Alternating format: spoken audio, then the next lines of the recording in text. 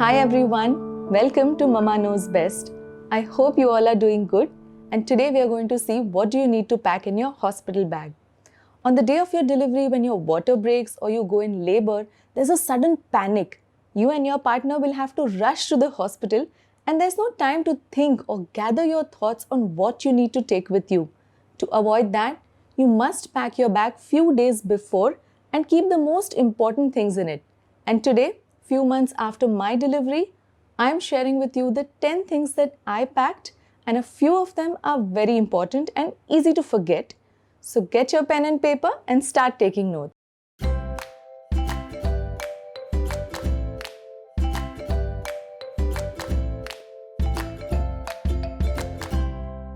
So my bag was ready by the 34th week, and here are the things that I packed. First and the most important thing is your medical file, which has all your history. This you should carry every time you go to the hospital, so this one's pretty obvious. Next, I would say is your health insurance papers. It's best you carry your health insurance card and your identification proof. A word to the wise here would be, in case you're having a planned C-section, it's best to inform your insurance company prior and get a pre-approval for that. Next will be the credit card. Just in case, keep a credit card in there. What if you forget your wallet while rushing to the hospital? Many hospitals will ask for a deposit while admitting you, so a credit card and some cash might be handy. Fourth will be the stem cell collection kit. If you're going to bank your baby's stem cells, then don't forget to take the stem cell collection kit along with you on the day of your delivery. If you wish to know more about stem cell banking, then check this video out. Now we are going to pack the clothes, and remember, we have to pack this bag for 3 people, for the baby, for the mother, and one person who's accompanying the mother, that is either your mom, your parents, or your husband, whoever is going to be with you in the hospital for 3 to 4 days that you're going to stay. So to begin with, let's see what you need to pack for the baby. Number 1 on my list will be the body suits or jumpsuits or rompers, as you can find them online. Now, I prefer to buy these in the neutral colors like yellow, white or green or any of those shades, because in India, you don't know the sex of the child before you pack the bag. So it's best to buy neutral colors. Secondly, I used to prefer the cotton ones, and very comfortable and light, and they're very soft in material. Thirdly, more than the jumpsuits, what I preferred was the Indian zabla or singlets, you can call them. These are the ones you can tie from the top, and it's very easy to remove them and change them, because what I personally found was in the first couple of months you need to change baby's clothes very frequently. So this becomes a little difficult to remove from the top, and I found this to be very easy and convenient to change for the baby. Third, you will see is these are all singlets, or these are sleeveless ones, because my baby was always swaddled for the first couple of months. So what I preferred was the light clothes or sleeveless ones inside the swaddle. Next on the list will be 20 pieces of nappies or diapers. In the hospitals, what they told me is they do not use the nappies, so I had to buy the diapers. For newborn babies, make sure you have the extra size, extra small size, or the newborn NB type of diapers. And for nappies, this is what I used to prefer. These are nappies or langots. At home, I used to put these on, and I would put a nappy pad along with it in the front or the inner side of these nappies. I have put links of all of these in the description box, so do check them out. Here I'll also show you the nappy pad that I used to buy. This is the nappy pad that I have bought from Teddy. You have it from Johnson as well.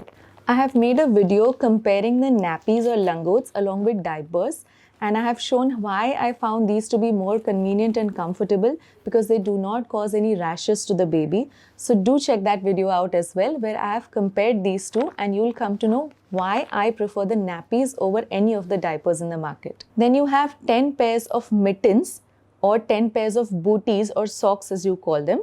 These are the ones you put on the palm of baby's hand, so baby does not scratch. Plus it keeps the baby a little warm. Newborn baby needs to be kept a little warm. Now these are cute little items. And for shoes, instead of socks, you have the booties, because socks tend to leave a mark on the baby's tiny feet and soft skin. So you have the booties and 10 pieces of mittens.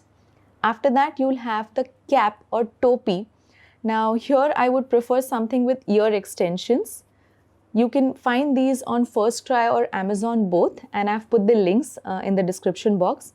Again, try to find these ones with ear extensions because your purpose is to keep the head covered along with your ears. Or you can have, I had these homemade. These are the ones with a tiny lace around it and they look pretty cute too. So you will need another 5 to 10 pieces of caps or topies. Then we'll need 5 pieces of swaddle or soft cotton blankets.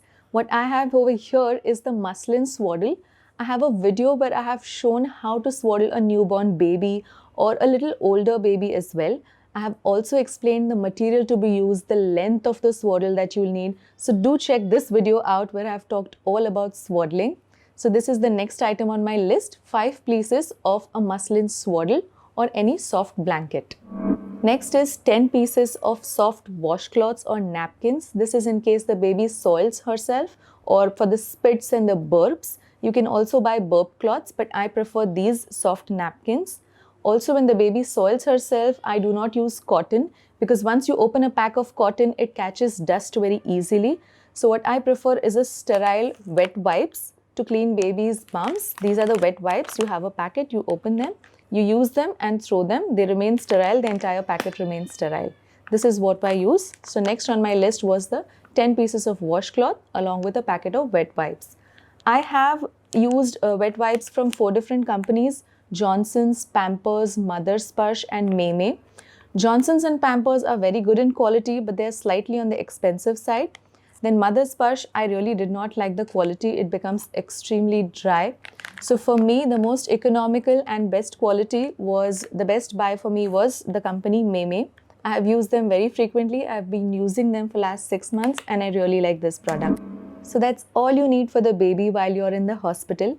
But once you're back home, you will need 5 more things. So I would suggest to buy and keep these handy along with your hospital bag itself. The first on the list will be the mosquito net. This is a very simple one and this is a must. In India, I think no matter where you live, I have seen mosquitoes even on the 20th floor. So buying a mosquito net will be the first on the list. Then I would suggest to buy 3 pieces of bed protectors. This is a bed protector. Earlier we used to use the rubber sheets, but now we've got bed protectors. Here you have one side which is an absorbent layer and the other side is non-absorbent. So this becomes extremely soft and good in order to put your baby on this. So buy 2 or 3 of these bed protectors, easily available online. Third will be 2 or 3 sweaters for the baby. This is a tiny newborn sweater, cute little one. Then we'll have a hooded towel. You will need 2 hooded towels. Again, I have shown in my video on baby bath why you would need a hooded towel to keep the baby's head covered and warm. You can check that video out as well. And the 5th one on the list is a baby-specific detergent.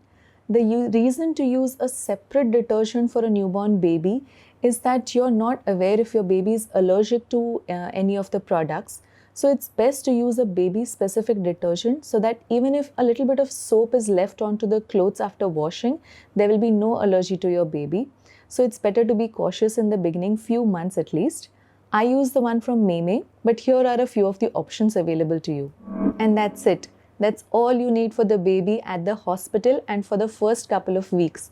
Many other things like massage oil or a body wash for the baby or any rash cream or nail clippers, all of that I'll cover in the next video, because you do not give a bath or anything till the umbilical cord falls off and that area becomes completely dry. You do not give a bath to the baby. So you will not need that for the hospital and the first couple of days. So let's watch that in the separate video. Now let's see what we need for the mommy.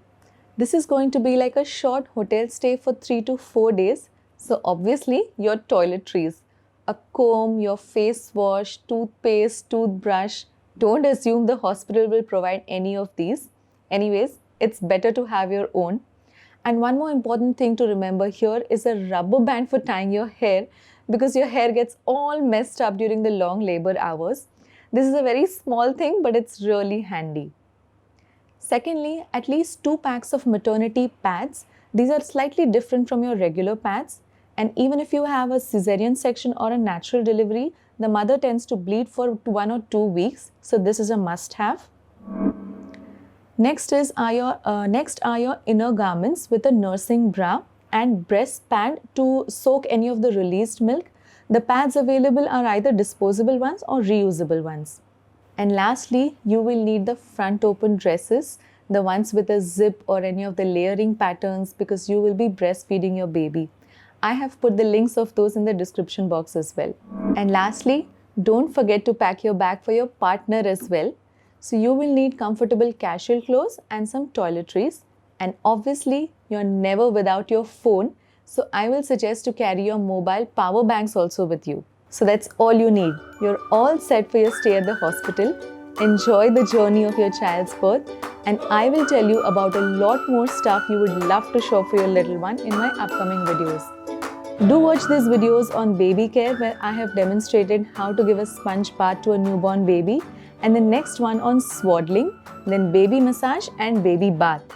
Do share your experiences and write in the comments below. Thank you so much for your time. Namaste.